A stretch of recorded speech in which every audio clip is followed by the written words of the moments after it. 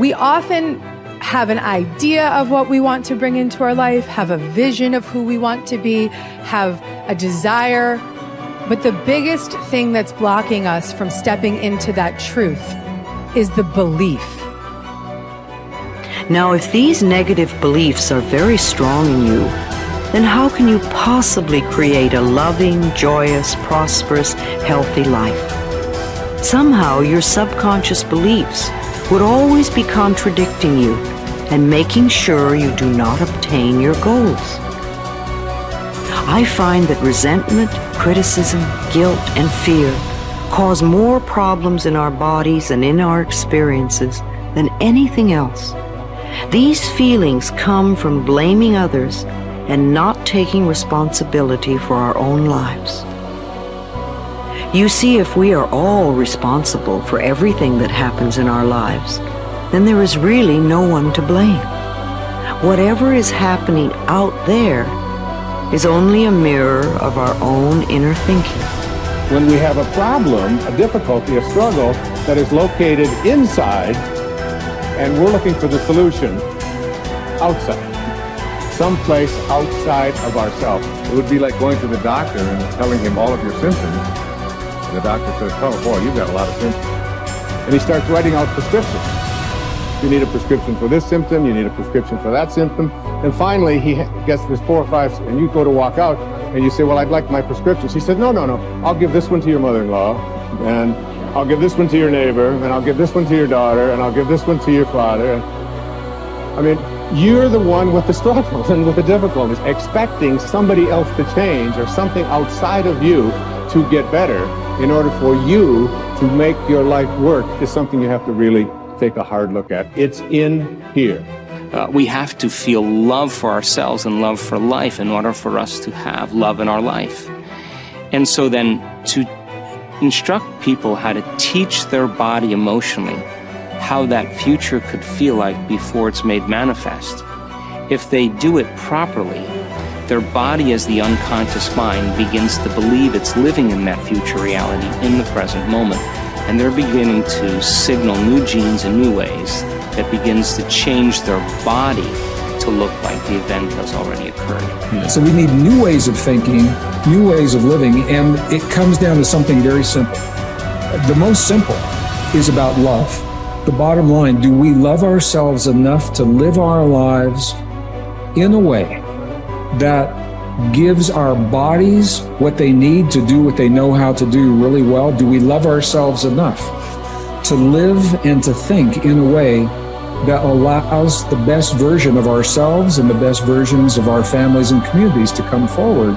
So when you stand in this place of knowing that if this time-space reality has created within you a desire for something, this time-space reality will deliver the goods to you. So when you stand in that knowing and then you couple it with your belief in your righteousness or worthiness to receive it. When you're putting in a wish and a desire, put it in as if you already have it. I am healthy. I am a good relationship person. I have a great job. What's that? I say, it's like I already have it. And yet most people don't have it. So they'll say, I want a great job. I want a great relationship. I want to be healthy. And I go, make a recording of those words. We just said that. I want to be healthy. Today, right now, Tuesday, we're going to make a recording. I say, now come back in 1 year and let's push the button on that recording. And we come back a year later and it says, I want to be healthy. I go, it's a whole year and you still want to be healthy? Still don't have it, right? You didn't say I am healthy. All you're emphasizing, I have a desire to be healthy. I want to be healthy. I have a desire to be healthy. And I go, you can have that desire the rest of your life. You're not going to get healthy. You want to be healthy, you say, I am healthy. But then you look and say, yeah, but in reality, I'm sick. And I go, no. The function of the mind is to take the program and turn it into reality. So if I am sick, but I put a program in, I am healthy, the mind looks, like, well, wait a second, the program is I am healthy, but the body is not healthy, so what's the function of the mind? Create health in the body. It doesn't change the program, it changes the body. And so the idea is this, every time we put a program in, it has to be as if you already have it, in spite of the fact you could be dying of cancer. I go, I am healthy. It sounds kind of weird. And I go, don't worry about it. Just put it on I am healthy, because once it is a program, the function of the mind is to manifest it as reality. That's the part. And so my little caveat, you brought it up, I'm emphasizing it, and that was simply this, that whatever you're downloading, you have to say it as if you already have it. Because if you put a future tense on it, I will, I want, I say, if you record that, that means you will always want to have it. I will do this. You won't get there. So I just wanted to bring that in, because if we're making a program, then you must make sure it says as if you already have it, in spite of the fact you don't. Top people look for the good in every situation. They know that it is always there. No matter how many reversals and setbacks they experience, they expect to get something good out of everything that happens to them. They believe that every setback is part of a great plan that is moving them inexorably toward achieving the great success that is inevitable for them. If your beliefs are positive enough, you will seek the valuable lesson in every setback or difficulty. You will confidently believe that there are many things that you have to learn on the road to achieving and keeping your ultimate success. You therefore look upon every problem as a learning experience.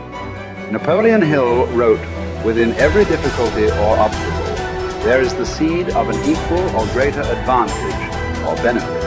With this kind of an attitude, you benefit from everything that happens to you, positive or negative, as you move upward and onward toward achieving your major definite purpose. There is a law of reversibility in psychology and metaphysics that says you are more likely to act yourself into feeling a particular way than you are to feel yourself into acting. What this means is that when you start off, you may not feel like the great success that you desire to be. You will not have the self-confidence that comes from a record of successful achievement. You will often doubt your own abilities and fear failure. You will feel that you are not good enough, at least not yet. But if you act as if you were already the person you desire to be, with the qualities and talents that you desire to have, your actions will generate the feelings that go with them. You will actually act yourself into feeling the way you want to feel by the law of reversibility. If you want to be one of the top people in your business, dress like the top people. Groom like the top people. Organize your work habits the way they do. Pick the most successful people in your field and use them as your role model. If possible, go to them and ask them for advice on how to get ahead more rapidly. And whatever advice they give you, follow it immediately. Take action. When you start to walk, talk, dress, and behave like the top people, you soon begin to feel like the top people. You will treat other people like the top people do. You will work the way the top people work. You will start to get the results that the top people get. In no time at all, you will be one of the top people yourself. It may be trite to say fake it until you make it, but there is a lot of truth to it. Your main job in life is to create the mental equivalent within yourself of what you want to realize and enjoy in your outer world.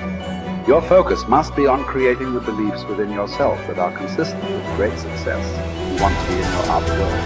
You achieve this by challenging your self-limiting beliefs, rejecting them, and then acting as if they did not exist. You reinforce the development of new life, enhancing beliefs by increasing your knowledge and skills in your field to the point where you feel equal to any demand or challenge. You accelerate the development of new, positive beliefs by setting bigger and more exciting goals in every area. Finally, you act continually as if you were already the person that you desire to be.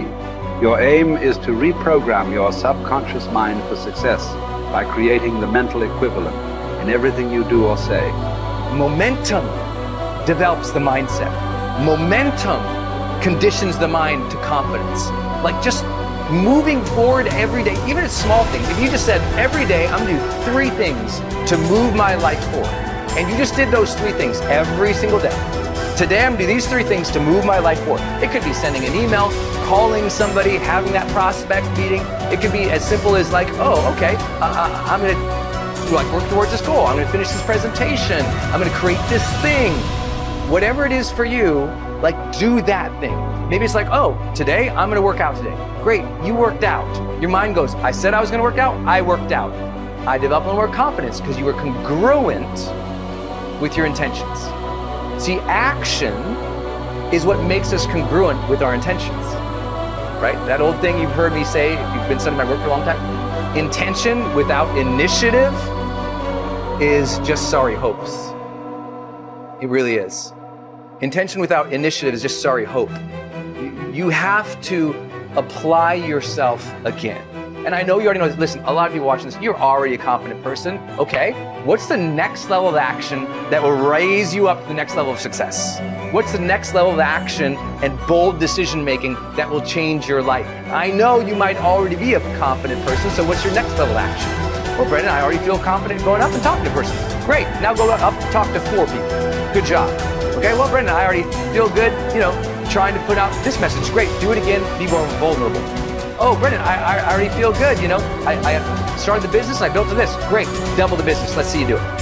So when you challenge yourself to take actions that are a little bit outside your pay grade, a little bit outside your comfort zone, and you actually follow through, congruence comes in and you go, I set that intention, it was hard, I took the challenge, and I made it happen. That's it. That's really, truly it.